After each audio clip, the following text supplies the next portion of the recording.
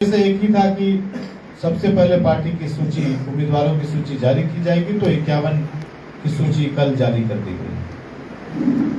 और इसी क्रम में आज जन स्वराज पार्टी जो है पूरी मजबूती के साथ चुनाव की प्रक्रिया में उतर चुकी है और व्यवस्था परिवर्तन मुजफ्फरपुर में इस बार जन स्वराज अपनी मजबूत दावेदारी के साथ उतर रही है और व्यवस्था परिवर्तन के लिए पुरजोर कोशिश कर रही है। जैसा कि पहले भी कहा जा चुका है कि जन स्वराज एक पार्टी नहीं बल्कि एक अभियान है व्यवस्था परिवर्तन के लिए। और जिन जिन बातों से आदरणीय प्रशांत किशोर जी ने आप लोगों के बीच में अपने समक्ष रखा है, आप लोगों के समक्ष रखा है, उनमें से एक ही था कि सबसे पहले पार्टी की सूची, उम्मीदवारों की सूची जारी की जाएगी, तो 51 की सूची कल जारी कर दी गई। और इसी क्रम में आज जन स्वराज पार्टी जो है पूरी मजबूती के साथ चुनाव की प्रक्रिया में उतर चुकी है और व्यवस्था परिवर्तन, बिहार के भविष्य के नवनिर्माण, बिहार के भविष्य की चिंता करते हुए बिहार के बच्चों के लिए इस बार वोट मांग रही है, ताकि 2025 वो परिवर्तन का साल हो जहां पारंपरिक राजनीतिक व्यवस्था से हटकर एक नई राजनीतिक व्यवस्था की ओर हम लोग आगे बढ़ें, जहां युवाओं को मौका मिले और युवा वर्ग जो है राजनीति में अब आगे आए। इसी विचार के साथ जन स्वराज पार्टी आगे आई और इसी विचारधारा के तहत ही उम्मीदवारों की लिस्ट भी जारी की गई। आपका सवाल बहुत स्वागत योग्य होगा। एक तरफ सूरवीर है, एक तरफ धर्मवीर है, तो इसमें अपने आप को हम जन स्वराज जनवीर हैं, हम जनता की आवाज हैं, हम आम जनता हैं, इसलिए हम जनवीर हैं। हम जनता की आवाज को आगे ले जाएंगे, इसलिए जनता हमारे साथ रहेगी। सर, लेकिन आपकी पार्टी का निशाना जो है वो एनडीए ही क्यों है चालू? ये आपका परसेप्शन है कि वो एनडीए निशाना है। निशाना तो हमारा जनता, निशाना तो हमारी जनता है, जिनकी दुर्गति जो पिछले 35 सालों से राजनीतिक पार्टियों ने की है, तो इस दुर्गति से निकालने का प्रयास ही जन स्वराज है। इसलिए निशाना दोनों है, चाहे हर वो लोग हैं जिन्होंने बिहार को इस हालत तक पहुंचा दिया। टिकट घोषणा के साथ ही जन स्वराज में भगदड़ मच गई, लोग इस्तीफा दे रहे हैं। इस्तीफा दिया, उसके बाद हम लोगों के व्हाट्सएप पे वो एक माफी भी चल रही।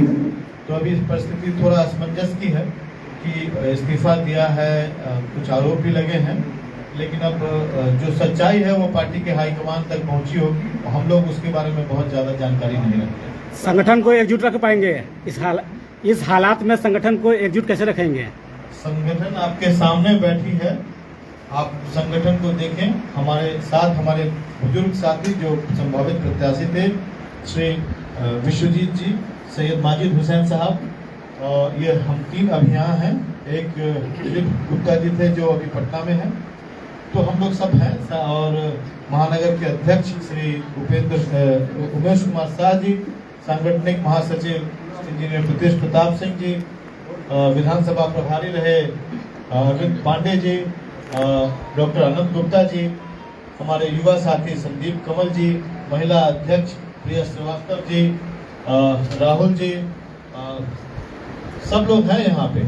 तो पार्टी को लेकर बहुत बड़ा आरोप भी लगाया जा रहा है कि पार्टी जो है एक फिक्स अमाउंट लेकर जो है तब किसी को टिकट प्रोवाइड कर रही है, और अगर जनता के बीच अपनी योजनाओं पर कार्ड पहुंचा रही है तो वो भी 20 रुपए लेकर कर रही है, उसको कैसे कम करना है? देखिए, आप इस बात को समझिए कि एक नई राजनीतिक परिपाटी है। आज तक आप लोग कभी ऐसी व्यवस्था देखे नहीं होंगे जहां संभावित प्रत्याशियों से एक फॉर्म के द्वारा, शुरू में गूगल फॉर्म, बाद में एक ऑफलाइन फॉर्म के द्वारा आप एक बजाते पार्टी के कार्यकर्ताओं के बीच में उसको डिस्ट्रीब्यूशन किया गया, उसका प्रचार किया गया। मतलब ये कि कोई आम आवाम, कोई जन स्वराज पार्टी से जुड़ा हुआ साधारण कार्यकर्ता भी अगर अपना फॉर्म भरता है तो उसको एक मौका है राजनीतिक सीढ़ी पर आगे बढ़ने का। तो एक नई परिपाटी है, इससे पहले कभी हुआ नहीं। पार्टियां ऊपर से चुनती हैं, बंद कमरे में चुनती हैं, एप्लीकेशन तो नहीं लिया जाता। और एप्लीकेशन आपको इसी बार दिखा जहां लोगों ने अपना एप्लीकेशन भरा, ऑनलाइन और ऑफलाइन भरा, अपना पूरा बायोडाटा भरा, उनकी पूरी प्रक्रिया में उनकी जांच पड़ताल हुई, उनको जमीन पर उतारा गया, तरह तरह की कार्रवाई की गई और उस कार्रवाई के बाद काफी मनन चिंतन और अलग अलग सांगठनिक व्यवस्था के तहत उनकी परीक्षा के बाद ही किसी उम्मीदवार की चुना गया। तो आप समझिए कि एक नई परिपाटी है। जब आप कोई किसी तरह का कोई नौकरी लेना चाहते हैं, चाहे वो शिक्षक की नौकरी लेना चाहते हो, चाहे वो आप प्रोफेसर की नौकरी लेना चाहते हो, चाहे डॉक्टर की नौकरी लेना चाहते हो, कुछ तो परीक्षा देते हैं, कोई तो परीक्षा देते हैं ना। तो जब आप विधायक बनना चाहते हैं तो कुछ तो परीक्षा दीजिए। तो ये एक नई परिपाटी है और इस परिपाटी को हम समझते हैं कि स्वागत योग्य परिपाटी है और हम समझते हैं कि अन्य पार्टियां भी अब उसको कॉपी कर रही हैं। और जहां तक आपका रहा 20 रुपए का बात, तो वो परिवार लाभ कार्ड है जिसमें जो बिल्कुल ही मुफ्त है। परिवार लाभ कार्ड का जो हम लोगों ने एक आह्वान किया था, वो आह्वान बिल्कुल ही मुफ्त है।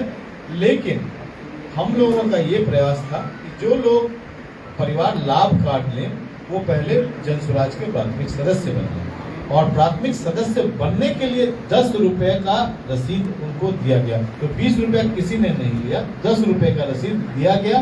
परिवार लाभ कार्ड बिल्कुल मुफ्त था। डॉक्टर साहब क्या है कि जो भी दल अकेले लड़ते हैं वो कामयाब नहीं हो पाते हैं, कैसे कहते हैं? इससे पहले तो आपने देखा ही नहीं होगा कि कोई नेता जो है गांव-गांव घूम रहा है। तो नई चीज देख रहे हैं ना आप। तो नई चीज अगर आप देख रहे हैं तो आप इस बार इस बवंडर को, इस परिवर्तन की आंधी को भी देखिए। 94 विधानसभा में सबसे बड़ा मुद्दा क्या होगा? आपका चुनाव क्षेत्र में जाएंगे, सबसे बड़ा मुद्दा क्या होगा? मुजफ्फरपुर या 94 विधानसभा का सबसे बड़ा मुद्दा जो है, यहाँ पे आम जनजीवन की रोजमर्रा की किचकिच, रोजमर्रा की परेशानी ही सबसे बड़ा मुद्दा है। जहाँ आप जाम की समस्या, काम की समस्या और दाम की समस्या से रोज पीड़ित हो रहे हैं। जाम की समस्या, आप यहाँ से रामपुरा जाएंगे तो 1.5 से 2 घंटे लगे। सर, आपका चुनाव चिन्ह बस्ता मिला है, इस चुनाव चिन्ह के विषय में कुछ कहना चाहेंगे? स्कूल का बैग यानी कि स्कूल का बस्ता, ये एक डिमांड करके मांग कर लिया गया है चुनाव आयोग से और ये हमारी भावना को दर्शाता है, जन स्वराज की भावना को दर्शाता है कि कैसे हम शिक्षा को प्राथमिकता देते हैं। बिहार एक शिक्षा के लिए सबसे अनुकूल धरती रही है। यहाँ के लोगों को के बुद्धि और इनके ज्ञान का कोई सीमा नहीं रहा है इतिहास के रूप में। आज भी हमारे रगों में वही बिहार का खून बहता है, हमारे जीन्स आज भी वही हैं। हम आज अभी अपने बुद्धि में सबसे आगे रहे हैं। इसलिए हम जन स्वराज के लोग स्कूल का बैग यानी कि शिक्षा को ही प्राथमिकता देते हैं और जैसा कहते हैं कि गरीबी से निकलने का रास्ता एकमात्र है, वो स्कूल का रास्ता। टिकट मिलने के बाद डॉक्टर शुरू हो गई है और एक बड़े नेता ने भी ले लिया, एक बड़े नेता के पुत्र ने भी ले लिया। तो लग रहा है कि परिवारवाद भी फिर हावी हो जाएगा नगर विधानसभा में। अब अन्य पार्टियों में क्या हो रहा है उसके लिए न हम लोग जवाबदेह हैं न जिम्मेदार हैं। तो आप अन्य पार्टियों से ये सवाल पूछिए, उनके कैसे पाटेंगे ये? मुझे क्या पाटना है? मैं तो आम आदमी हूँ, आम आदमी के बीच का इंसान हूँ। जनता के सहारे आगे बढ़ूंगा। जनता मुझे प्रेम करती है, मेरा सहयोग करेगी और मुझे वोट भी देगी। सामने से कौन आ रहा है इसका कोई सवाल ही नहीं। हमने कल भी कहा और आज भी कहता हूँ कि हाथी घोड़ा पाल की और जय कन्हैया लाल की। सोशल मीडिया प्लेटफॉर्मों के माध्यम से कई तरह की आलोचनाएं हो रही है। इसमें महत्वपूर्ण है कि टिकट का जो सीट का जो बंटवारा हो रहा है आप लोगों में उम्मीदवारी का सवाल हो गया कहा है। जा रहा है कि राजद का बी टीम उसको किस नजर में देखें? मैंने आपको पहले भी कहा ना कि ये किसी की ए या बी टीम नहीं है या सी टीम नहीं है, ये जनता की टीम है। क्योंकि जनता के बीच के लोगों को मत कर आगे निकाला जा रहा है। ये इतिहास दोहराया जा रहा है और इस इतिहास का जो फल होगा वो बहुत मीठा होगा। हम किसी के A B C D team नहीं है, हम अपने लोगों की टीम है और अपने लोगों के बीच में ही जाएंगे।